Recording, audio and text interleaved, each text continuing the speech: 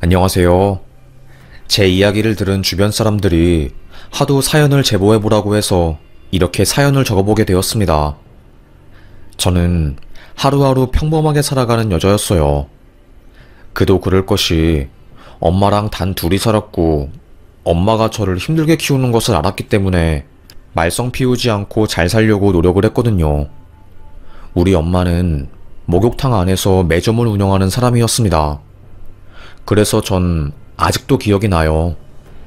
7살 때 바나나 우유를 마시면서 핫도그를 먹으며 목욕탕 가운데에 있는 마루에 누워 놀았던 것을요.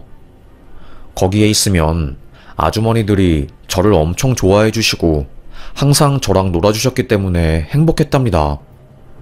그래서 전 엄마가 목욕탕에서 매점을 운영한다는 사실이 창피하지 않고 오히려 자랑스러웠어요. 성실하게 한 사람에게는 복이 온다고 제가 그토록 들어가고 싶어 했던 대학에 합격하게 되었고 세상을 다 가진 사람처럼 살았습니다. 게다가 엄마의 지인께서 저의 대학 등록금을 보태주고 싶으시다며 장학금도 주셨고요. 엄마 덕분에 제 주변에는 늘 저를 도와주고 싶었던 사람들이 많았고 그 덕에 아빠가 없음에도 불구하고 행복하게 다른 가족들처럼 사랑받으면서 하루하루 살 수 있었습니다. 남자친구가 생겼고 미래를 기약할 정도로 깊은 관계가 되었어요. 그 사람과 지내는 하루하루는 너무 행복하고 좋았죠. 남친이 저에게 먼저 결혼하자고 고백을 했고 그렇게 저희는 결혼을 약속했습니다. 이때까지만 해도 순탄했어요. 하지만 문제는 남친의 어머님이 저를 반대한 거였습니다.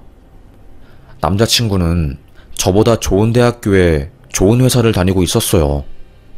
그렇다고 해서 크게 차이나는 것은 아니었지만요. 어머님은 외동아들이 조금 더 잘난 집안에 장가가기를 원하셨나봐요.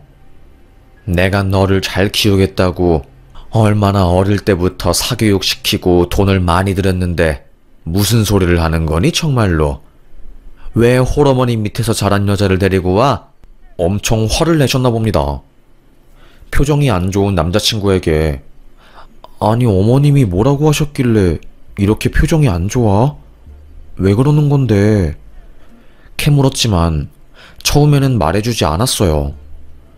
결국에는 사실대로 다 말해주긴 했지만요. 그동안 사랑만 받으면서 살아온 제가 거의 처음으로 제 존재 자체를 거절당했던 거였습니다. 너무 마음에 상처가 되어서 그날은 하루 종일 집에서 울었던 것 같아요. 저의 눈치를 본 남자친구는 자기야, 걱정하지 마. 엄마는 내가 어떻게든 설득시켜 볼게. 우리 엄마가 원래 좀 그래. 늘 내가 잘난 여자 만났으면 좋겠다고 생각하시는 분이라서. 그런데 문제는 어머님이 그렇게 호락호락한 사람이 아니란 거였죠. 남친 몰래 저를 찾아와서 네가 우리 아들이 만난다는 여자니? 말을 건 겁니다. 깜짝 놀랐어요. 어머님? 아, 안녕하세요. 급하게 커피숍에 가서 저희 둘이 이야기를 나누게 된 거였죠. 무슨 정말로 드라마에서 나오는 한 장면 같았습니다. 우리 아들이 워낙에 성격이 순수해가지고 사람 보는 눈이 없거든. 너도 귀한 집 딸이겠지만 나는 정말 아들 한 명 키우면서 돈도 많이 쓰고 투자 많이 했어. 그러니까 다른 건 다 필요 없고 너네 둘은 결혼하지 말고 연애해서 끝내라. 알겠니? 이 정도 말했으면 어지간한 사람이라면 알아들을 거라고 생각하는데 저는 아무 말도 하지 못했습니다. 그 사람이랑 헤어질 자신이 없었거든요. 제가 대답이 없자 어머님은 화가 난 표정으로 저를 위아래로 훑어보더라고요. 대학도 좋은 건 나왔고 배울 만큼 배운 애니까 어련히 현명하게 판단하겠지? 한 달 이내로 마음 접어. 또각구두 소리와 함께 자리를 나서는 어머님을 그저 바라만 볼 뿐이었습니다. 아무 말도 하지 못했어요. 너무나도 우울하더군요. 그래서 저는 일주일 동안 남자친구 전화를 받지도 않고 만나지도 않았어요. 남친은 당신 도대체 무슨 일이야? 왜 그러는 건데? 어? 왜 갑자기 연락도 안 받고 나를 만나주지도 않아? 그냥 내가 요즘 마음이 싱숭생숭해서 그래. 조금 혼자만의 시간이 필요한 것 같아. 미안해. 내가 다시 연락할게. 전화를 툭 끊고 엉엉 울었습니다. 속사정을 말할 수도 없고 속만 터져갔지요. 엄마도 제가 안색이 안 좋은 것을 보고 딸 무슨 일이야? 사돈 쪽에서 반대가 심해? 역시 엄마는 눈치가 빨랐습니다. 저는 어린아이처럼 엉엉 울었어요. 모르겠어. 그냥 내가 마음에 안 드나 봐. 미안해, 우리 딸. 엄마가 조금 더 잘났으면 우리 딸이 그런 대접 받지 않아도 될 텐데. 엄마가 다 부족해서 생긴 일이야. 미안해. 엄마는 되려 저에게 사과를 했습니다. 그게 더 제 가슴을 아프게 만들었어요. 아니야. 난 엄마가 창피하지도 않고 오히려 자랑스러워. 나한테 미안해하지 마, 절대로. 난 엄마가 있는 그대로 너무너무 좋으니까. 그러다가 남자친구가 눈치를 챈 겁니다. 본인 엄마가 저를 따로 찾아와서 만나지 말라고 한 것을요. 그래서 화가 난 남친은 내가 선택한 여자야. 정말 괜찮은 사람이고 현명하고 똑똑하고 착하기까지 한 그런 지혜로운 여자라고 엄마. 설득을 시작한 거죠. 제가 남친이랑 헤어지지 않고 3달 이상 교제를 지속하니까 어머님도 화가 난 모양입니다. 대체 제가 어떤 여자길래 우리 아들이 길을 못 쓰고 홀라당 넘어가서 이렇게 매달리기까지 하는 거냐고 화를 내신 거죠. 그래서 저랑 남자친구 그리고 어머님 이렇게 셋이서 만나게 되었어요. 어머님은 처음부터 끝까지 저를 마음에 안 들어 하시는 티를 팍팍 내셨죠. 본인이 가지고 있는 부동산 아파트 명의만 2채가 넘어가고 현금은 얼마나 모았고 뭐 이런 재력적인 부분을 이야기하면서 저를 까내리더라고요. 그러면서 우리 엄마는 어떤 일을 하시는지 물어보신 겁니다. 아, 우리 어머니는 목욕탕 안에 있는 매점 운영하시고 계세요. 원래 3년에 한 번씩 재계약하는데 인기가 좋으셔서 지금 거의 20년 넘게 한자리에서 계속 일하고 계세요. 제가 이 이야기를 한 순간 표정이 싹 굳는 겁니다. 뭐 홀어머니라는 것은 알았지만 목욕탕에서 매점 일을 하시는지는 몰랐던 거죠. 나는 아파트 2채 넘게 가지고 있고 돈도 많은데 사돈 될 사람은 목욕탕에서 매점 일, 핫바리들이나 하는 일이나 하고 있으니 급 차이가 난다고 생각하신 건가 봐요. 어머님의 그 태도 이해 못하는 것은 아니지만 조금 속상했습니다. 너네 둘이 꼭 만나야 하니? 엄마, 제발 그런 말 하지 말라고 했잖아.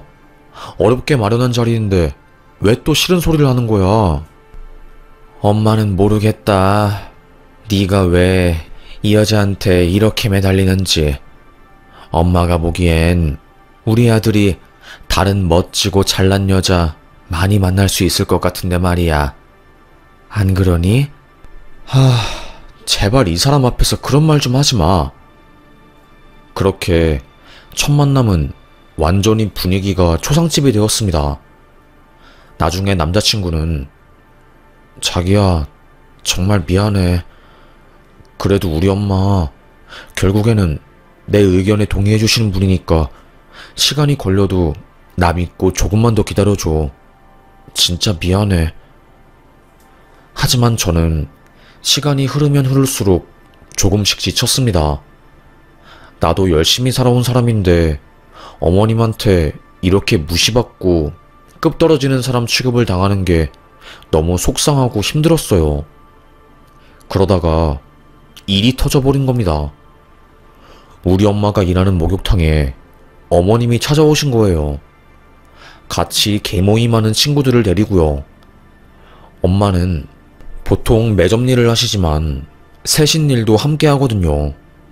세신사 아주머니가 밥 먹는 시간이면 대신해서 목욕탕을 지켜주었습니다. 아무래도 그 안에 있으면 속옷만 입고 일하고 있거든요. 그런데 그때 어머님이 딱 나타나서 우리 엄마를 보더니 아줌마가 지연이 엄마죠? 이렇게 물었대요. 놀란 엄마는 네네, 누구시죠? 그 순간 어머님이 우리 엄마를 엄청 기분 나쁘게 위아래로 훑어본 겁니다. 참, 내가 이러니까 기가 막히지. 세신사 딸내미를 우리 집안의 며느리로 들이려고 했으니 사람들은 양심이 없어서 문제야. 지네들이 어느 정도 급인지 알면서도 오르지 못할 나무를 오르려고 하니 에휴. 막말을 한 겁니다. 그래서 엄마는 안 거예요. 그 여자가 사돈될 사람이었다는 것을요. 그때 어머님이 엄마에게 아줌마, 다 필요 없고 내 등이나 좀 밀어봐요. 여기 돈 3만 원이면 되려나? 성큼성큼 걸어가더니 라커룸 안에 있는 가방에서 3만 원 현금을 뺀 겁니다. 그리고는 그 현금을 우리 엄마 얼굴에 팍 던진 거예요. 때나 좀 밀어봐요. 아무리 그래도 사람 얼굴에 돈을 던지는데 기분 좋은 사람이 어디 있겠어요. 너무 자존심 상하고 어이가 없었던 엄마는 확 성질을 내면서 우리 딸이 어디가 부족해서 댁한테 무시를 당해야 합니까? 내가 20년 넘게 장사하면서 별의별 진상들 다 보긴 했지만 살다 이런 사람은 본 적이 없어요, 정말로. 손님 받지도 않을 거니까 나가쇼. 그리고 저는 세신사 아닙니다. 손님을 가려받아? 경찰 부를까? 완전 깽판을 친 거예요. 그때 옷 갈아입고 나온 어머님의 친구분이 소란스러운 소리를 듣고 엄마 쪽으로 온 겁니다. 엄마 얼굴을 본 시모 친구가 깜짝 놀라서 엄마한테 아는 척을 했대요. 어머, 언니 맞지? 언니. 시모는 화들짝 놀래서 토끼눈이 되었답니다. 사모님? 알고 보니 엄마 기를 콱 죽이려고 시모가 친구를 데리고 왔는데 그 친구가 엄마랑 아는 사이였던 거예요. 아니, 내가 이사 가고 나서 한동안 여기 목욕탕을 찾아오지 못했었는데 이게 무슨 일이야? 아니, 언니가 왜 여기서 이런 수모를 당하고 있어? 시모의 친구는 유명한 건물주였고 그 동네에서 돈 잘 쓰고 화통하고 대장 노릇하는 걸로 유명했대요. 그래서 목욕탕에서도 맨날 아주머니들을 끌고 다니면서 화통하게 음식도 10만원 넘게 시켜먹고 세신사 아주머니들한테도 설 명절날 음식 챙겨드리고 그랬답니다. 그런 아주머니께서 하루는 혼자서 목욕탕에 오셨대요. 그날은 세신사 아주머니들도 쉬는 날이라 탕 안에 관리자가 없었고요. 그때 매점을 정리하고 있던 엄마가 이상하게 쎄한 기분이 들어가지고 탕 안에 들어가 보니 그 사모님이 물 위에서 쓰러져 둥둥 떠 있었답니다. 깜짝 놀란 엄마는 사모님을 물 밖으로 끌어내서 인공호흡을 하고 119에 신고를 했대요. 알고 보니까 탕에 들어가서 몸을 불리고 있을 때 간질 증상이 발현된 거였답니다. 엄마가 그 사모님을 발견하지 못했으면 아마 죽었을 수도 있었대요. 그래서 그날 이후로 엄마랑 그 아줌마는 엄청 친한 사이가 된 거였죠. 그래서 제가 앞에서 언급한 것처럼 엄마 지인분들이 제 대학 등록금도 대신 내주었다고 하셨는데 그 사람이 이 아줌마였거든요. 세상에, 우연도 이런 우연이 없었죠. 사건의 전말을 알게 된 그 아주머니는 시모한테 화를 엄청 냈다고 합니다. 어떻게 사돈될 사람을 이렇게 망신을 주고 무시를 하냐고, 이런 사람인 줄 몰랐는데 너무너무 실망스럽고 앞으로 우리 계모임에 오지 말라고 호통을 쳤답니다. 그 계모임에서 그 아주머니가 부동산 정보도 엄청 알려주고 알짜배기 땅 투자 방법도 알려주고 도움이 되게 많이 되는 곳이래요. 그런데 그 대장인 아주머니가 시모한테 앞으로 나오지 말고 매점 아주머니한테 싹싹 빌라고 하니까 어머님이 미안하다고 그 자리에서 엄청 사과를 했답니다. 우리 엄마는 어처구니가 없어서 강한 사람한테는 약하고 약한 사람한테는 강하게 구는 그 모습이 너무 보기 싫다면서 화를 냈답니다. 어머님은 어벙벙해서 아무 말도 못하고 고개만 푹 숙이고 바닥에 떨어진 10,000원짜리 3장을 주섬주섬 주었대요. 거기서 또 웃긴 게 바지가 쫙 찢어져서 속옷 노출 사고까지 벌어지고, 하여튼 어머님은 그날 우리 엄마 망신 주고 구박하려고 갔다가 되려 본인이 된탕 당하고야 만 겁니다. 그날 엄마가 집에 들어와서 있었던 일을 저에게 전부 말해주었어요. 저는 그 이야기를 듣고 막 울었습니다. 괜히 나 때문에 엄마가 당하지 않아도 될 일을 당해버린 것 같아서 너무 죄송하고 미안하고 그러더라고요. 엄마, 나 그냥 결혼 안 할래. 이렇게 날 싫어하고 우리 집안을 안 좋게 보는 시댁인데 내가 그런 시댁에 시집가면 얼마나 안 좋은 소리를 들으면서 살겠어. 엄마한테도 불효하는 거지. 결국 전 남자친구에게 이별을 선언했습니다. 미안해. 나는 이제 당신이랑 결혼하고 싶지 않아. 연애는 당신과 나 둘만의 만남이었지만 결혼은 당신 집안이랑 우리 집안의 만남이잖아. 그런데 당신 엄마가 우리 엄마 일하는 곳에까지 찾아와서 화내고 망신 줬다는 이야기를 들으니까 도저히 안 될 것 같아. 정말 미안. 그냥 우리 인연은 여기까지인 것 같아. 왜 그래 당신? 갑자기 그게 무슨 말이야? 어?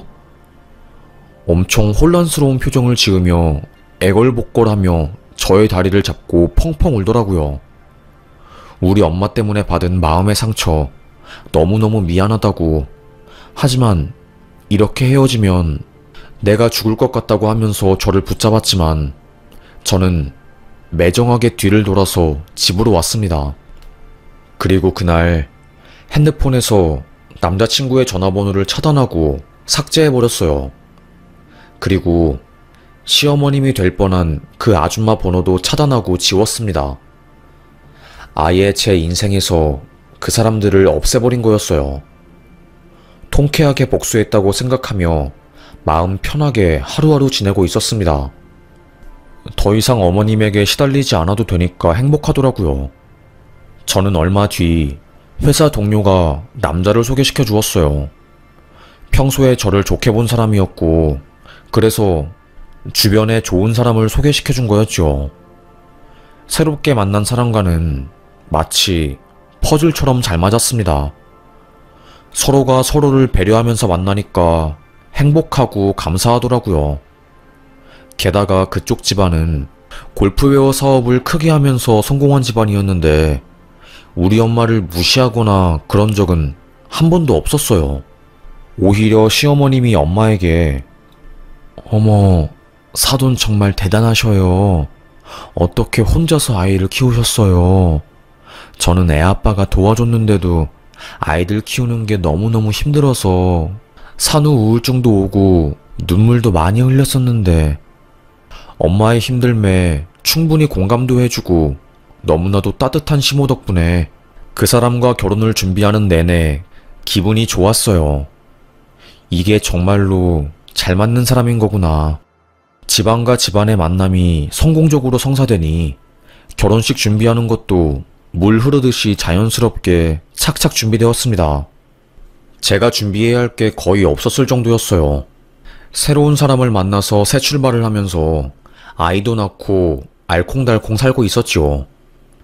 나중에 들려오는 소문으로는 전 남친도 선으로 여자를 만나서 결혼한 모양이더라고요. 여자가 변호사라고 그랬나? 하여튼 되게 잘난 사람이었던 걸로 기억했습니다. 하지만 이미 지난 일이기에 그 사람의 행복을 바랄 뿐이었지요.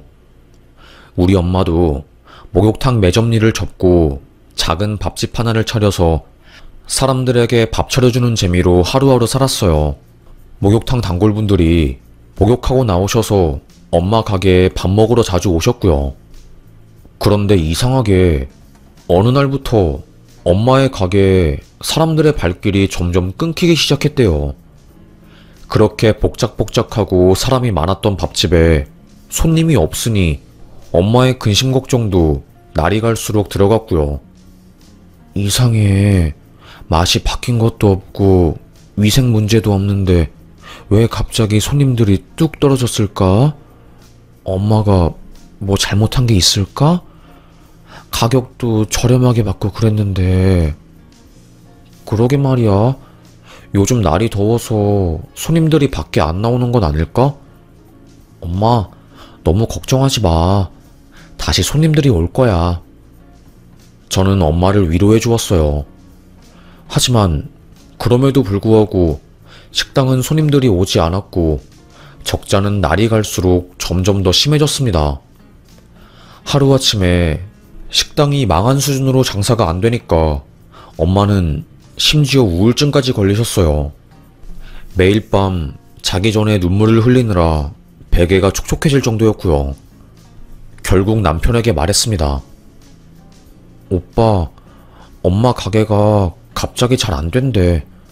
처음부터 손님이 없었던 것도 아니고 점심이랑 저녁 되면 사람들이 많아서 밖에 줄 설 정도였거든? 이상하지 않아? 그래? 이상하네. 왜 그러지? 뭐 손님이랑 트러블 있거나 그런 건 없었어? 전혀 없었어. 엄마, 누구랑 싸우고 그러는 성격 아니야. 그래서 내가 이상하다고 생각하는 거야. 일단 알겠어. 오빠도 한번 알아볼게, 왜 그러는지. 장모님이 힘들어 하실까봐 그게 걱정이네. IT 기업에서 근무하는 남편은 장모님 근심 걱정 덜어드린다고 일부러 회사 사람들이랑 엄마의 식당에 가서 밥도 먹고 회식도 하고 그랬어요. 속이 참 깊은 사람이었죠. 그러다가 어느 날 갑자기 남편이 다급하게 저를 부르더라고요. 여보, 이리로 와봐.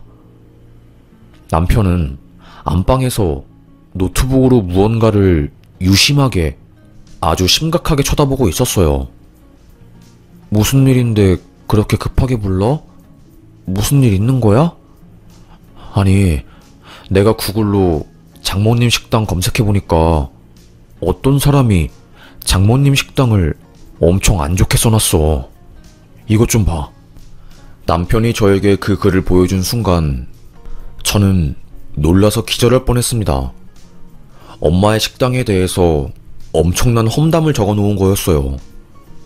엄마의 사생활이 너무 더럽고 목욕탕에서 일할 때 밤일하면서 돈 벌었다고 손님들 상대로 몸을 대주었다면서 아주 말도 안 되는 이야기를 써놓은 겁니다. 게다가 식당 위생 상태가 엄청 더럽고 먹다 남은 음식 재활용하는 것은 기본이고 김밥을 먹었는데 쉰내가 나서 배탈이 났다는 말도 안 되는 이야기도 써놓았더라고요. 저는 화가 너무 났습니다. 엄마는 매일 새벽 5시에 나가서 기름 청소하고 항상 깨끗하게 관리를 하시거든요. 화가 나서 미칠 지경이더라고요. 누가 일부러 엄마의 가게를 망하게 하려고 블로그를 만들어서 그런 이야기를 지어낸 거였습니다. 화가 난 저는 남편에게 오빠, 이거 어떻게 해야 해? 진짜 너무 화가 나는데? 일단 이거 다 캡처해서 허위사실 유포로 신고하면 될 것 같아. 남편이 저랑 엄마를 대신해서 고소장을 전부 다 써주고 준비를 해주었어요. 자네가 없었으면 내가 억울해서 죽어버렸을 거야. 정말 고맙다네. 누가 그렇게 말도 안 되는 글을 쓴진 모르겠지만 부디 엄벌을 받길 바라네. 살다 보니 별의별 일이 다 있구만. 얼마 지나지 않아서 사이버 수사대에서 범인을 잡았다고 연락이 왔어요. 그걸 듣고 엄마랑 저랑 경찰서에 다시 간 순간 너무 놀랐습니다. 글쎄, 범인은 바로 몇 년 전에 연을 끊은 전남친의 엄마, 그러니까 목욕탕에서 엄마한테 소리를 지르고 망신을 준 그 어머님이었던 겁니다. 너무 놀란 저는 정말로 이 사람이 범인 맞아요? 물으니 네, IP 추적해서 잡은 거라 확실합니다. 그쪽에서도 범행을 시인하고 있고요. 손이 덜덜 떨리더라고요. 잊고 지냈던 존재인데 갑자기 저희 인생에 떡하니 나타나니까 너무 무섭고 화가 났습니다. 대체 왜 멀쩡하게 잘 살고 있는 나와 엄마에게 이런 짓을 벌인지 이해가 안 되었어요. 남편도 그 소식을 듣고 놀라서 회사 끝나고 바로 경찰서로 달려왔죠. 그리고 나중에 그쪽에서 연락이 왔어요. 허위사실 유포 명예훼손 관련해서 사과를 하고 합의를 보고 싶다고 하면서요. 아무래도 재판에 넘어가면 전과가 남기 때문에 합의를 보고 싶어 했나봐요. 그렇게 해서 엄마랑 그 아주머니가 통화를 하게 된 거였죠. 죄송합니다. 정말로 죄송합니다. 첫 마디는 사과였습니다. 엄마는 떨리는 목소리로 대체 왜 우리 식당에 대해서 험담을 쓰고 거짓말을 적은 거냐고 물어보았지요. 그때 그 어머님이 사실대로 말했대요. 저와 헤어지고 어머님의 소개로 변호사 여자를 만나서 결혼한 전남친은 1년도 안 되어서 이혼을 했대요. 변호사 아내의 집안에서 전남친에 대해서 엄청 안 좋게 보고 그 집안을 무시했나봐요. 어머님이 우리 엄마랑 저한테 한 짓을 똑같이 돌려받은 거였죠. 그렇게 전남친은 이혼한 이후에 극심한 우울증에 시달리게 되었고 매일 술이 없으면 잠을 잘 수가 없는 지경에 이르렀나 봅니다. 게다가 술 마시면 맨날 제 이름을 부르짖으면서 펑펑 울었대요. 엄마만 아니었으면 내가 지금쯤이면 지연이랑 결혼해서 행복하게 잘 살았을 텐데 엄마 때문에 내 인생이 망한 거야. 그놈의 집안이 뭐가 중요하다고 날 이렇게 힘들게 만들고 고통스럽게 만드는 거야. 그놈의 집안. 엄청 원망을 했나 봅니다. 하도 아들이 힘들어하니까 본인도 고통스럽고 이렇게 혼자만 고통 속에서 있기에는 억울하니 우리 엄마를 타겟으로 잡은 거였답니다.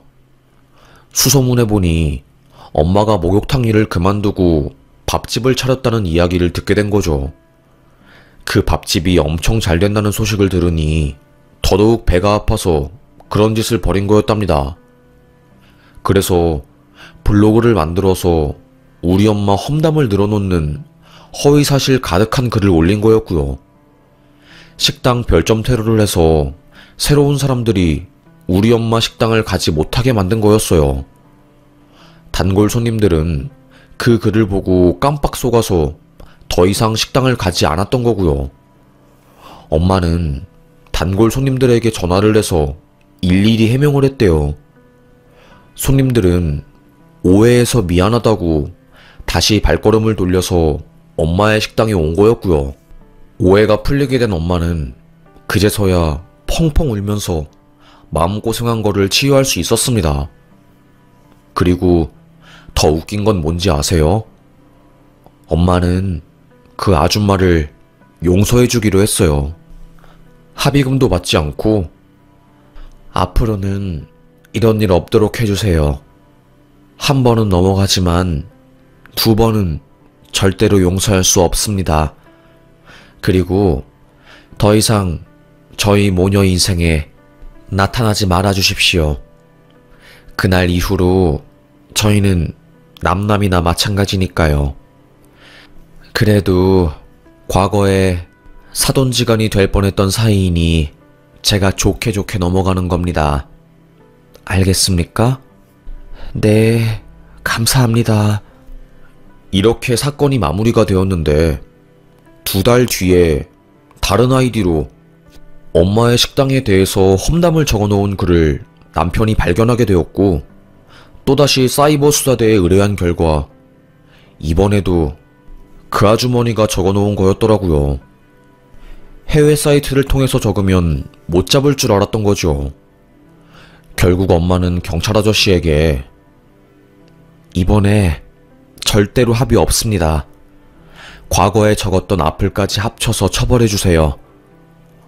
엄벌을 요청한 거였어요. 결국 사건이 송치되고 검찰에서 기소가 되면서 심호가 될 뻔했던 그 여자는 전과범이 되었습니다. 벌금 500만 원을 선고받게 되었고요. 남편은 이런 여자는 그냥 넘어가면 안 된다고 하면서 형사사건 판결문을 바탕으로 민사소송을 진행하게 되었고, 거기서도 승소하게 되어서 보상금 300만 원을 받게 되었네요. 나중에 저에게 장학금까지 주었던 엄마의 지인이 그 아줌마에게 엄청 뭐라고 했나봐요. 그 나이까지 먹어서 왜 그렇게 구질구질하게 사냐고, 그런 짓 좀 하지 말라면서요. 결국 그 아주머니는 동네 사람들한테 악플 써서 형사처벌 받은 게 소문이 나서 고개도 못 들고 혼자서 지낸다고 하네요. 전 남친은 여전히 우울증에 시달려서 회사도 잘 못 나가고 거의 반폐인이 되었다고 합니다. 누구한테 복수하거나 그런 마음은 없었는데 알아서 자기 인생을 망치는 것을 보면 참 딱하고 안타깝네요. 우리 엄마 목욕탕 일한다고 그렇게 욕하고 무시하더니 결국 우리 엄마의 인생이 부러워서 뒤에서 욕하고 나중에는 그걸 걸려서 처벌받는 것을 보니 역시 세상은 마음을 곱고 선하게 써야 하는 것 같아요.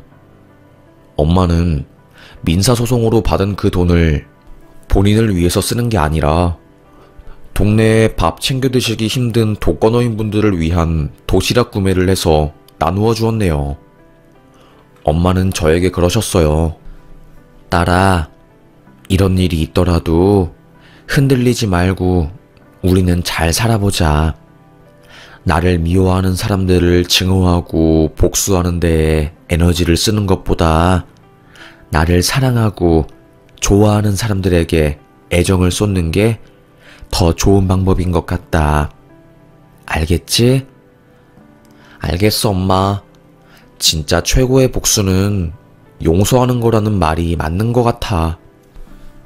그렇게 저랑 엄마는 누군가를 미워하는 대신에 사랑하고 베푸는 데에 더 신경을 쓰면서 살았네요. 그 이후로 그 아주머니가 더 이상 엄마의 식당에 대해서 비하하거나 헛소문을 퍼뜨리는 글 같은 거는 올라오지 않았습니다.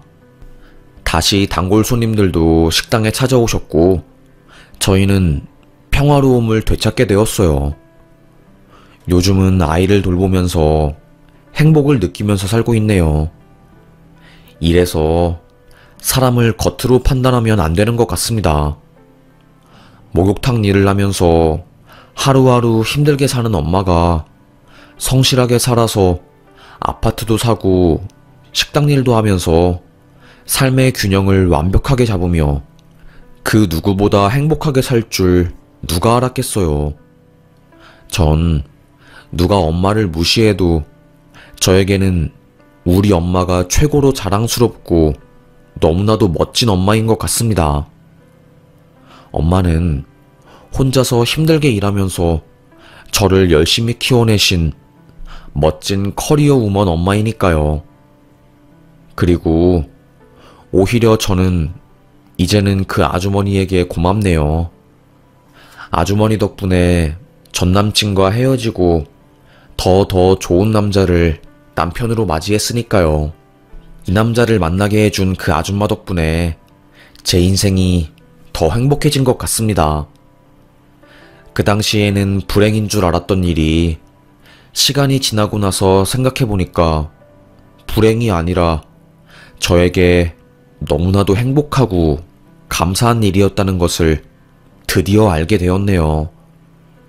그래서 저는 지금 나를 힘들게 한 일이라도 나중에는 나를 행복하게 하는 일이 될 수도 있음을 깨닫고 조금은 평안한 마음으로 삶을 살아가고 있네요. 인생이 뜻대로 되는 것도 없고 항상 좌절과 힘듦이 함께하지만 이것도 시간이 지나가듯이 다 흘러서 지나갈 거라고 생각합니다. 오늘도 힘들고 안 좋은 생각을 하시는 분들이 많으시겠지만 우리 힘내서 살아봐요. 원래 인생은 힘든 거래요. 그렇지만 그럼에도 불구하고 오늘도 살아가는 게 인생이래요. 저는 이게 맞다고 생각합니다. 주저리 저의 이야기를 한다는 것이 이렇게 글이 길어지게 되었네요. 하여튼 이렇게 끝까지 저의 인생 이야기를 들어주셔서 정말 감사합니다. 오늘 날이 좋은데 행복한 날씨 마음껏 느끼면서 하루하루 보내시길 바라겠습니다. 그럼 여기서 저는 사연 마무리하겠습니다. 감사합니다.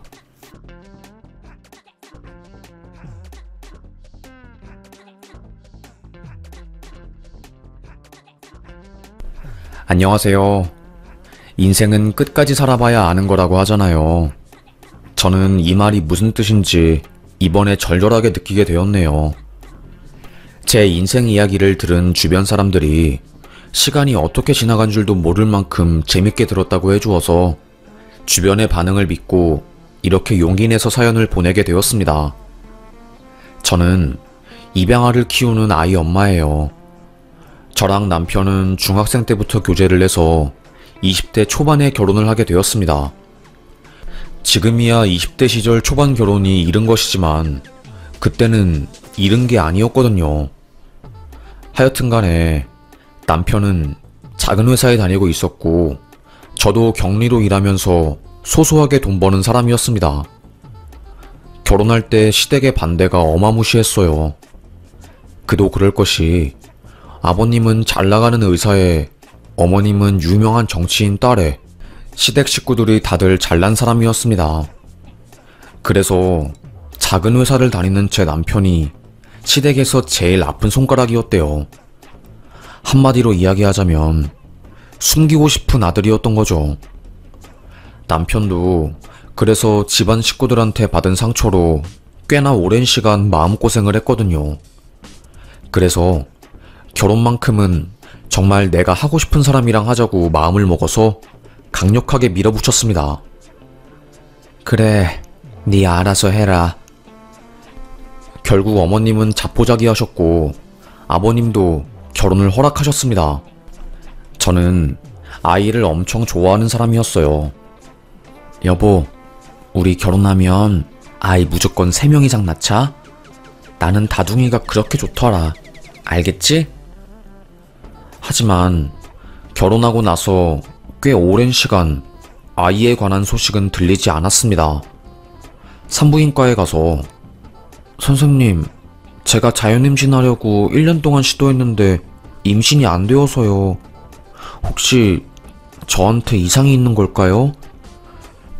글쎄요.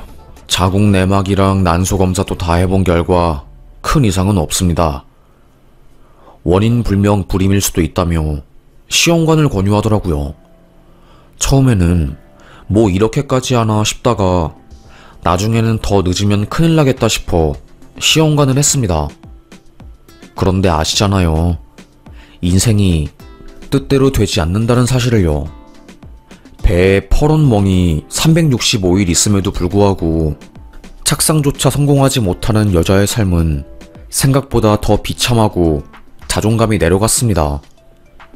옆에서 보다 못한 남편이 나는 여보가 행복했으면 좋겠어. 우리 행복하자고 아이 낳으려고 하는 건데 당신이 힘들어하는 거 보니까 나는 마음이 너무 아파. 당신이 그렇게 말해줘서 고마워. 난 그냥 당신한테 너무 미안해서. 결국 저와 남편은 임신하는 것을 포기했어요. 그게 꼬박 10년이었습니다. 하지만 저는 아이라는 존재를 너무 사랑하고 좋아했기 때문에 어떻게 해서든 이 마음을 쏟아내고 싶었어요. 그래서 선택한 게 보육원 봉사활동이었지요. 비가 오나 눈이 오나 정말로 일주일에 한 번은 꼭 봉사활동을 하러 갔습니다. 아이들 기저귀 가는 것부터 시작해서 목욕봉사, 교육봉사, 다양한 봉사를 하면서 사람들도 만나고 하루하루 행복하게 지냈던 것 같아요. 근데 시댁에선 그걸 아니 꼽게 보더라고요. 에휴, 그 고아들 드글드글한 곳이 뭐가 좋다고 하필 봉사를 해도 그런 곳을 가니? 그 뭐니 라이온스? 거기도 봉사단체인데 잘난 사람들 많이 온다고 하더라. 차라리 거기를 가든가. 어머님, 그런 곳은 회비가 비싸서. 에휴, 하나를 얻으면 하나를 잃는 법이라고. 돈 좀 투자하고 잘난 사람들 만나는 게 낫지. 결국 나중에는 비밀로 하고 봉사를 다닐 정도였어요. 너 아직도 고아원 다니니? 라는 질문에 거짓말로 아니요 를 말했으니까요. 그러다가 제가 입양까지 하게 된 거였어요. 한 아이가 저의 품에 꼭 안겨서 가지 않으려고 하고 집에 가야 해서 제가 떼어놓으니 정말 울음이 금방이라도 터질 듯이 쳐다보더라고요. 다른 아이들은 가지 말라고 떼를 쓰는데 그 아이는 이미 체념한 듯 눈물을 참아내는 모습이 저와 제 남편의 가슴속에 파고들었습니다. 집에 가서도 그 아이 생각이 나더라고요. 여보 있잖아. 아까 혹시 당신도 그 아이 생각했어? 맞아. 자꾸 그 아이의 눈망울이 머릿속에 맴도네. 남편과 저는 같은 마음이었어요. 결국 마음속에서 아른거리는 그 아이를 입양하게 되었습니다. 원장은 정말 좋은 일 하시는 거예요. 제가 수많은 아이를 봐왔지만 이 아이는 특히나 총명하고 너무 똘똘해요. 서류 작성하는 것도 시설 관계자분들이 다 도와주시고 너무 감사했어요. 그런데 문제는 시댁이었죠. 어머님은 네가 아주 가지가지한다. 속이 터진다 터져. 반대가 너무 극심했습니다. 남편은 그 집안에서 거의 쫓겨나다시피 했고 저는 여우 중에 상여우가 되어버렸죠. 저 때문에 본인 아들이 물들어서 헛짓거리 한다면서요. 결국에 저희가 입양의 의지를 굽히지 않으니 허락하긴 하셨지만 그 이후부터 저에 대한 괴롭힘이라고 해야 할까요? 그게 더 심해졌어요. 시댁에 가면 저와 제 딸 그리고 남편을 아예 없는 사람 취급했으니까요. 어머님을 이해하지 못하는 게 아니었기 때문에 받아들였지요. 충분히 그럴 수 있다면서요. 저 같아도 제가 엄마여도 조금은 화가 날 수도 있는 부분인 것 같았으니까요. 그런데 문제가 터졌어요. 저에게는 형님이 2명 그리고 시아주버님이 계시거든요. 저희 딸까지 합쳐서 어머님에게 손주가 5명이었어요. 설날이었을 거예요. 온 가족이 다 모였는데 어머님께서 우리 손주들이 너무너무 이뻐서 내가 선물을 하나 주려고 준비했단다. 부스럭거리면서 빨간 작은 상자를 열더라고요. 세상에, 금반지였습니다. 금반지 4개였어요. 손주는 5명인데 반지는 4개. 누가 봐도 제 딸의 것을 일부러 주문하지 않은 거였습니다. 서운하긴 했지만 그냥 내가 나중에 따로 딸내미 반지 해줘야겠다 싶어서 괜히 긁어부스럼 만들지 않았습니다. 식사를 다 하고 차를 대접해서 가족들끼리 차까지 마시고 각자 할 일을 하는데 갑자기 시모가 버럭 소리를 지르는 겁니다. 제가 설거지를 하고 있었어요. 그런데 옆에서 제 어깨를 팍 치더라고요. 몸이 뒤로 휘청일 정도였어요. 내가 살다 금반지가 없어졌다. 며느리 네가 가지고 갔니? 네? 저 계속 설거지하고 있었는데요. 주방에서 소란스러운 소리가 들려오니 형님들이 달려왔어요. 상황을 알게 된 큰형님은 네 애 없다고 질투해서 훔쳐간 거야? 군말하지 말고 어디다 숨겼어? 아주 반말하면서 부하한테 명령하는 말투로 저에게 취조를 하더라고요. 너무 억울해서 말이 안 나왔습니다. 아니 정말로 아니 제가 아니라니까요 진짜. 계속 시끄러운 소리가 들리니까 다리가 아파 어머님과 함께 사시는 시 외할머님이 주방으로 오셨어요. 자초지종을 들은 시 외할머니는 됐어. 기다려봐. 할머님은 나이는 지긋한 노인네이지만 마인드는 정말로 요즘 젊은 사람들보다 더 젊고 젠틀하고 객관적인 눈을 가지고 계시거든요. 시비가 붙으니 정확히 진실이 뭔지 알아야겠다 싶었던 거죠. 그런데 웃긴 게 얼마 지나지 않아서 할머님이 어깨에 검은 청소기 같은 거를 메고 오신 거였습니다. 놀란 저는 이게 뭐예요? 금속 탐지기. 옆집에서 사금 채취하는 이웃 삼촌한테 할머님이 빌려오신 거였어요. 그러면서 그걸 들고 거실로 가서 막 탐지를 하더라고요. 형님들은 아유 할머니 진짜 지겹다는 눈빛으로 쳐다보았어요. 30분 정도 흘러도 별다른 진전이 없고 쓸데없는 쇳조각들한테서만 소리가 나니까 어머님도 할머님도 지쳐하는 기색이었습니다. 어머님이 그만하시죠. 시간도 많이 지났잖아요. 삐삐삐. 그 순간 금속 탐지기에서 이전과는 다른 크고 선명한 소리가 들리는 거였습니다. 소리가 나는 곳은 바로 아버님의 외투였어요. 외투 안주머니에 손을 넣어서 확인을 해보니 글쎄 거기에 금반지 4개가 있었던 겁니다. 알고 보니 밥 드시고 약주 한 잔 마신 아버님이 취해서 집을 돌아다니다가 탁자 위에 금반지 4개가 있으니 아이들 돌잔치 때 받은 장롱 속 금반지가 밖으로 나온 줄 알고 주머니 안에 숨겨놓으신 거였어요. 아무것도 모르는 아버님은 작은 방에서 술에 취해 쿨쿨 자고 있었고요. 시 외할머님은 이러니까 이 아들을 함부로 혼내지 말라는 거예요. 어머님께 소리를 바락 지르고 방으로 돌아가셨어요. 무안해진 어머님은 자존심만큼은 굽히기 싫었던 것인지 미안하다는 말은 안 하고 그냥 절 모른 채 하더라고요. 그날 이후로 시댁 식구들은 더 이상 저를 건드리지 않았어요. 적어도 이전처럼 대놓고 제 욕을 한다거나 무안 주는 일은 없었지요. 대신 더 고통스러운 게 뭔지 아세요? 무풀보다 악풀이라고 저를 완전히 없는 사람 취급하는 게 제일 힘들었습니다.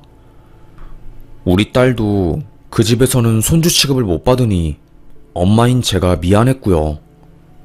그런데 웃긴 게 그 아이는 참 선하고 착했어요.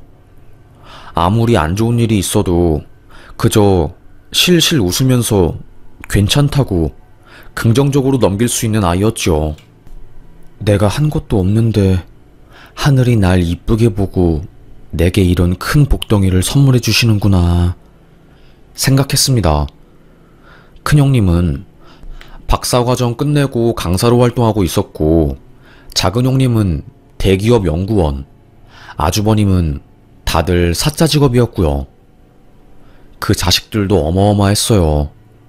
서울대, 연세대, 포항공대 등등 명문대에 입학했고요. 제 딸은 대학을 가지 않고 바로 창업을 했고요.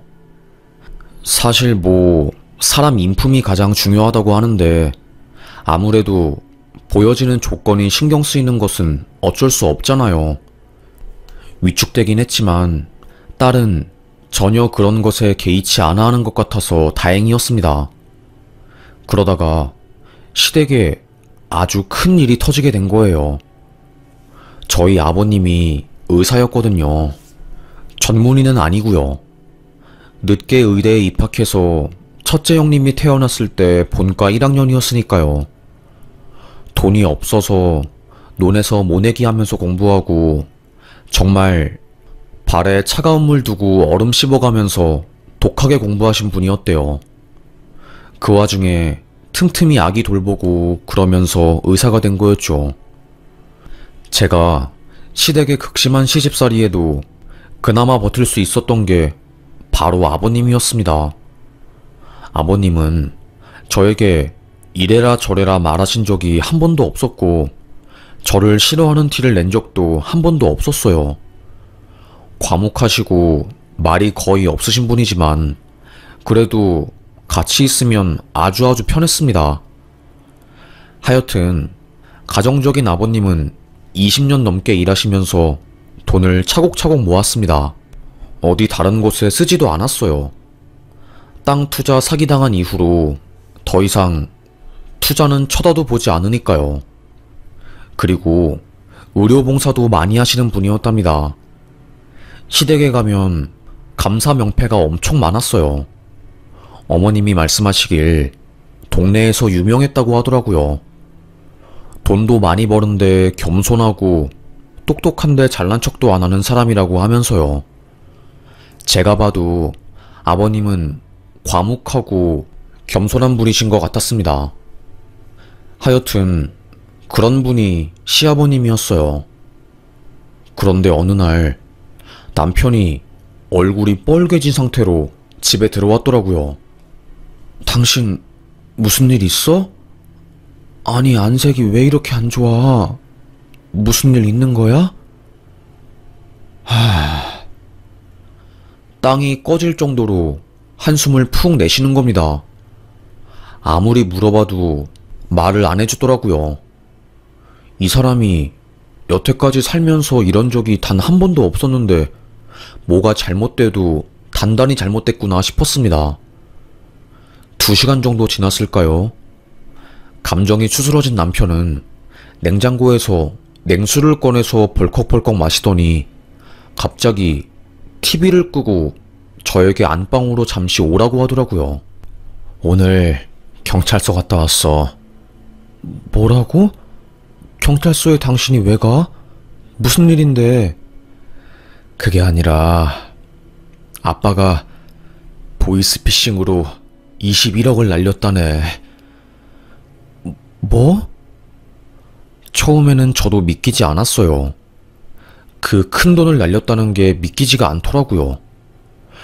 1억, 2억 이 정도 날리는 것은 들어봤어도 21억 너무나도 큰 액수였습니다. 심장이 쿵 떨어질 것만 같더라고요. 이 정도면 의사 일하면서 거의 20년은 모아야 하는 돈이잖아요. 요즘 수법이 너무 악랄하더라.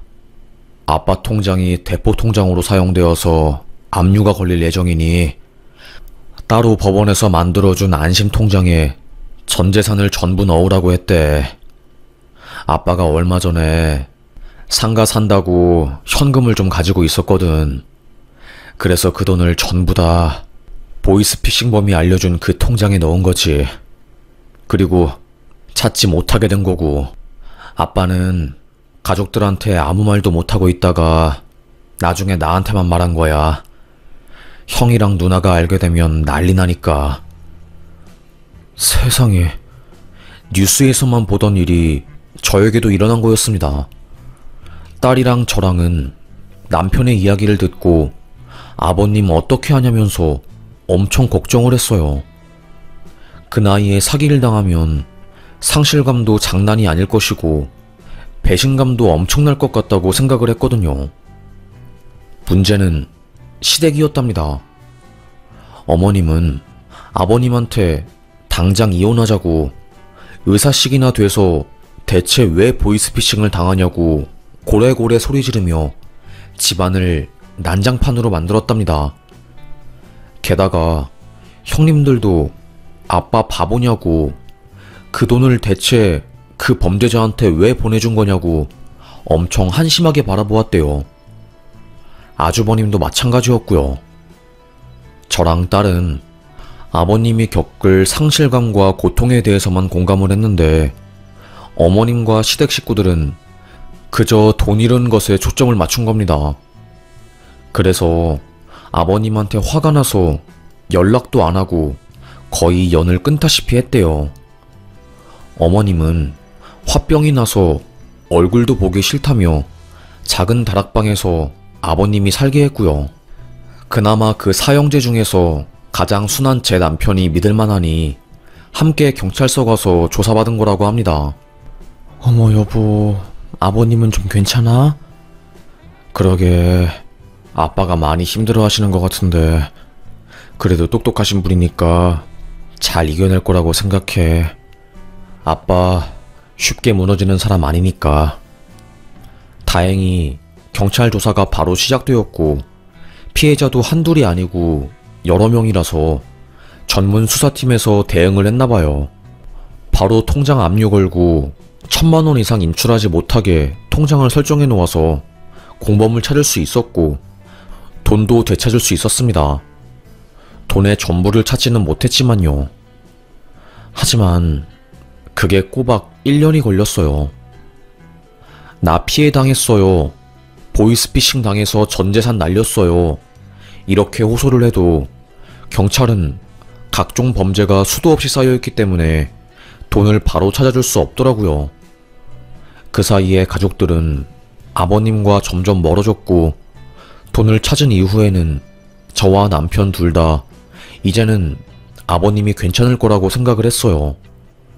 다시 일도 시작하셨으니까요. 그런데 그게 아니었던 겁니다. 딸이 갑자기 저에게 그러더라고요. 엄마, 나 할아버지가 걱정돼. 응? 그게 무슨 말이야? 딸은 쭈뼛거리면서 우리 할아버지랑 같이 살면 안 되냐고 그러더라고요. 비록 내가 친손녀는 아니지만 이상하게 할아버지한테 마음이 간다면서요. 할아버지는 똑똑한 분이시고 현명하게 행복하게 잘 살아가실 거야. 너무 크게 걱정하지 말고 우리 딸내미 공부하는 거에 더 집중하자. 알겠지? 저는 대충 아이의 요구를 넘겨버렸어요. 그리고 몇 달 뒤 저희 집이 발칵 뒤집히는 사건이 터진 거죠. 제가 일을 하고 있을 때 갑자기 딸 핸드폰으로 전화가 왔어요. 하지만 중요한 회의에 들어가서 전화를 받지 못했지요. 부재중이 글쎄 10통이 넘게 온 겁니다. 바로 딸에게 전화했어요. 엄마, 왜 이렇게 전화를 안 받아? 지금 당장 아심병원으로 와. 당장. 무슨 일인데? 갑자기 아심병원으로 오라니 그게 무슨 말이야? 아, 빨리. 딸이 저에게 그렇게 크게 소리치는 건 처음이었습니다. 그래서 저는 다시 회의실에 들어가서 양해를 구했어요. 저희 딸이 크게 아프다고 해서 지금 바로 병원에 가봐야 할 것 같습니다. 죄송합니다. 병원으로 달려갔습니다. 응급실 앞에 초조하게 앉아있는 딸을 보자마자 심장이 내려앉을 것 같았어요. 딸이 아픈 게 아니었다는 사실에 얼마나 감사한지요. 하지만 그것도 잠시 곧이어 들은 충격적인 소식에 말을 잃었습니다. 엄마, 할아버지가 극단적인 선택을 했어. 뭐라고? 알고 보니 시아버님께서 작은 다락방에 문을 청테이프로 다 막고 거기서 번개탄을 피운 거였대요. 어머님은 낮 시간에 동호회 사람들이랑 모임이 있어서 집을 나가 계시거든요. 아버님이 그걸 알고 다락방에서 그런 선택을 하신 거였죠. 저는 너무 놀라서 딸에게 네가 그걸 어떻게 엄마보다 빨리 알았냐고 물었습니다. 나 할아버지 보이스피싱 당한 이후로 걱정되어서 매일 아침에 안부 문자 보냈거든. 알고 보니 시아버님이 심적으로 너무 힘들어서 손주들에게 용기를 내서 문자를 보냈나봐요. 잘 지내냐면서요. 외로웠겠지요.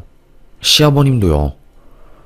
그런데 제 딸을 제외한 나머지 손주들은 할아버지가 이제 돈이 없다는 것을 알아서 그런 건지 다들 싸늘하게 답장을 안 했더랍니다.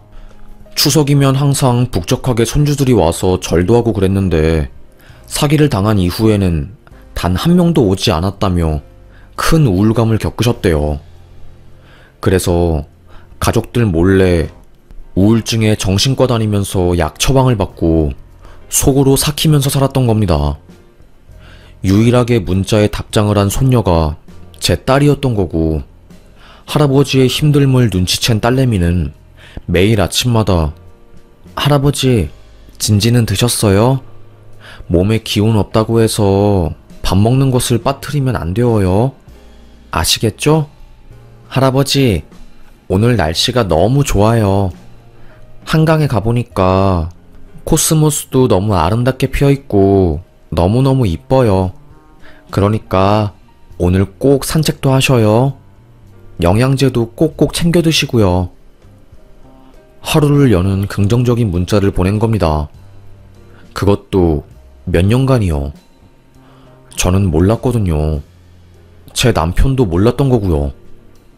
그래서 제 딸이 중간에 할아버지랑 같이 살면 안 되냐고 물었던 거예요. 할아버지가 힘들다는 것을 유일하게 알고 있는 사람이었으니까요. 그래서 매일 아침 오전에 문자를 주고받았는데 그 사건이 벌어진 그날 딸의 꿈이 너무 이상했대요. 그날 내가 꿈을 꿨는데 어떤 검은 색깔 모자를 쓴 남자가 내 손에 있는 인형을 막 뺏어가려고 하는 거야. 그래서 내가 뺏어가지 말라고 소리치니까 삿갓을 쓴 아저씨가 정말 뺏어가지 마? 나한테 묻더라고. 그게 너무너무 무서워서 아무 말도 못하고 있을 때 갑자기 눈이 탁 떠지면서 꿈에서 깬 거야.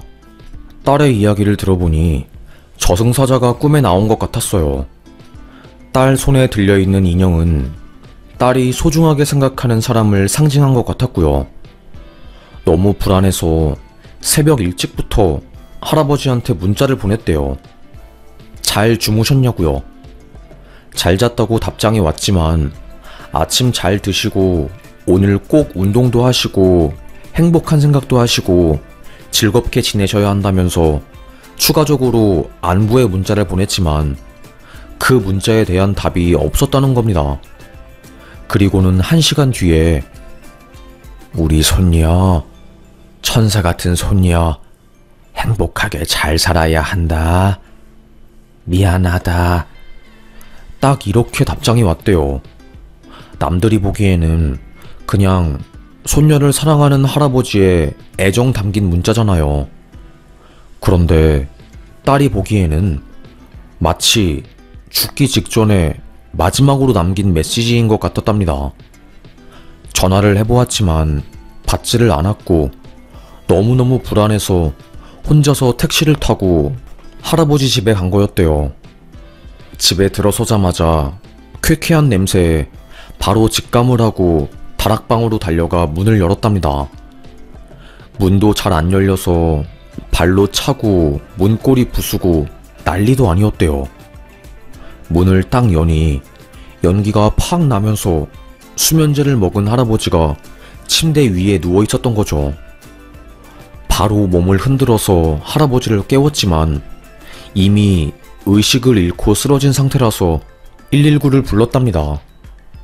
펑펑 눈물을 흘리며 할아버지 제발 일어나세요.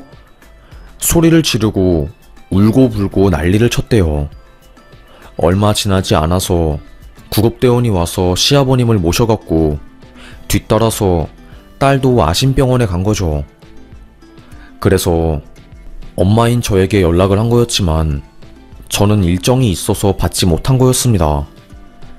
저산소 치료와 중환자실에서 집중관리를 받은 아버님은 일주일 후 의식이 돌아왔습니다. 놀란 시어머님 그리고 시댁 식구들이 달려와서 서로 병문안을 하겠다며 난리를 쳤지만 아버님은 전부 거절했어요. 저와 남편의 면회도 거절했습니다. 대신 딱 한 명, 제 딸만 들어오게 했어요. 딸은 한 달 넘게 일 끝나고 바로 할아버지가 있는 병원에 와서 중환자실에 들어가 단독 면회를 하면서 이야기를 나누었고요. 시어머님과 형님은 이렇게 아빠가 힘들어하는 줄 몰랐다며 어머님도 너무 후회가 된다면서 통곡을 하셨습니다. 나는 이 사람이 그냥 미웠지. 그렇게 열심히 번 돈을 잃어버리니까 이 사람이 힘들어하는 건 생각 안 하고 그냥 내가 쓸 수도 있는 돈인데 그걸 잃어버렸다는 생각에 너무 화가 나서 그렇게 함부로 대했던 건데. 엄마, 나도 마찬가지야. 그냥 아빠가 돈을 다 잃어버리면 내가 받을 재산도 줄어드는 거고 그래서 화가 나서 아빠한테 홧김에 소리 지르고 딸들한테 연락도 하지 말라고 한 건데 다들 뒤늦게 후회를 하더라고요.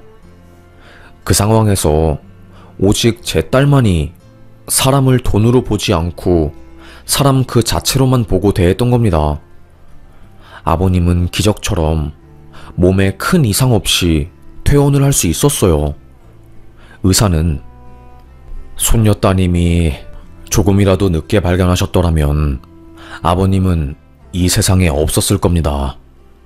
뇌의 산소 포화도가 엄청 떨어져서 저희도 미래를 보장하기 힘든 상태였거든요.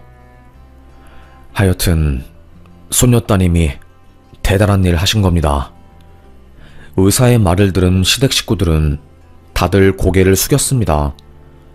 그동안 친손녀가 아니라고 입양한 애라고 하면서 매일 무시하고 대학도 안 가고 가방끈도 짧다면서 엄청 무시를 했는데 그런 아이가 아빠, 남편을 살렸으니 말이죠. 퇴원을 한 아버님에게 시댁 식구들이 가서 전부 사죄를 했습니다. 미안하다고, 우리가 그동안 돈동거리면서 괴물로 커왔던 것 같다면서요. 아버님은 아무 말도 없이 고개를 끄덕였어요. 그리고는 모두가 보는 앞에서 제 딸을 불렀습니다. 할아버지, 이제는 그런 선택하시면 절대로 안 되어요, 할아버지. 품에 안겨 펑펑 우는 제 딸의 손을 잡으며 시아버님은 소리내어 어린아이처럼 우셨어요. 나이가 70이 훌쩍 넘은 아버님께서 그리 우시는 모습은 처음이었습니다. 아무리 좋아도 아무리 슬퍼도 절대로 감정 표현을 안 하시는 아버님이었는데 넓은 집에서 아버님과 제 딸이 우는 소리만이 그 정막을 채우니 다들 눈물바다가 되었네요. 그러다가 어머님이 입을 여시더라고요. 미안하다. 내가 너에게 손녀딸이라고 부른 적이 한 번도 없는 것 같은데 이제는 내가 인정하마. 다른 손녀딸, 손주만큼 너도 내 손녀딸이라는 것을. 그리고 너에게 모질게 굴고 금반지 사건도 너희 엄마를 무시하고 다 내 잘못인 것 같구나. 사과를 하신 겁니다. 그리고 차례대로 형님과 아주머님도 저와 딸에게 미안하다고 사과를 한 거였어요. 그날 저희 시댁 식구들은 정말 인생의 기점을 맞이하게 되었어요.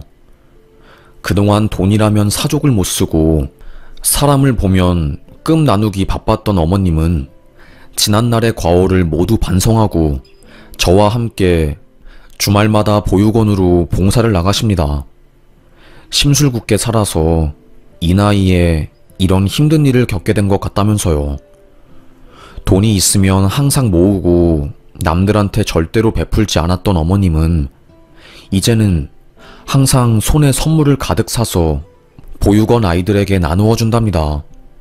그리고 매일 아버님에게도 사랑한다며 애정 표현도 해주고 심적으로 힘든 부분이 있으면 귀 기울여서 잘 들어주려고 노력하세요. 그리고 아주버님도 따로 저에게 사과도 하시고 이제는 저희 가족 모두들 시댁 식구들과 사이좋게 잘 지내게 되었답니다. 무엇보다 아버님도 보이스피싱으로 당한 상처를 극복하시고 지금은 사소한 것에 감사하면서 잘 지내고 계시답니다. 그게 얼마나 다행인지 몰라요. 시댁에서 눈엣가시였던 제 딸이 금반지를 훔쳐갔다고 오해를 받은 저와 제 딸이 이제는 가장 이쁨 받고 없어서는 안 될 아주 보석보다 더 귀한 존재가 되었답니다. 사람의 진심은 통하나 봐요. 딸에게 1등하는 것보다 내 자신을 사랑하고 다른 사람들을 도와주고 사랑해주는 게 가장 중요한 가치라고 가르쳤었는데 그 보람이 이제야 느껴지네요. 요즘 현대사회는 경쟁이 심하고 누가 더 잘나고 이쁜지 따지기 바빠서 삭막한 분위기가 느껴지는데 제 딸만큼은 그렇게 키우고 싶지 않았답니다. 명문대를 가지 않아도 행복한 사람, 집안이 좋지 않아도 즐겁게 살 수 있는 사람, 그런 사람으로 키우고 싶었어요. 시댁에서 미움도 받으면서 서러웠던 적도 참 많았지만 그럼에도 불구하고 딸이 이렇게 잘 자라주어서 저는 그저 행복하고 감사할 뿐이네요. 앞으로 남은 삶이 길진 않지만 제 손이 닿는 데까지 봉사하고 사람들을 사랑하면서 인생을 살아보려고 합니다. 그게 저에게는 꽤나 큰 행복이니까요. 그리고 엄마를 믿어주고 이쁘게 말썽 피우지 않고 잘 커준 제 딸에게도 감사의 인사를 하고 싶습니다. 보람아, 우리 딸 보람이 덕분에 할아버지도 목숨을 건질 수 있었고 정말 너무너무 뿌듯해. 우리 보람이 때문에. 지금껏 그랬듯이 앞으로도 우리 보람이가 행복하게 하루하루 잘 살아가는 사람이 되었으면 좋겠어. 엄마랑 아빠는 항상 너의 뒤에서 응원할 거고 너의 편이 되어줄 거야. 알겠지? 세상 사는 게 쉬운 일은 아니지만 그럼에도 불구하고 끝까지 살아볼 가치가 있으니까 그 귀하고 소중한 감정들, 순간들 잊지 않았으면 좋겠다. 엄마는 너를 응원한다. 저의 이야기를 끝까지 들어주신 여러분께도 정말 감사합니다. 우리 아무리 힘들어도 나쁜 생각은 잠시 접어두고 힘내서 행복하게 살아봐요. 세상에는 맛있는 게 너무 많고 즐길 것도 아직 정말로 너무너무 많이 남아있으니까요. 오늘도 하루 행복하게 잘 보내셨길 바라면서 평안하고 안정적인 나날들이 미래에 펼쳐지길 기원하겠습니다. 감사합니다.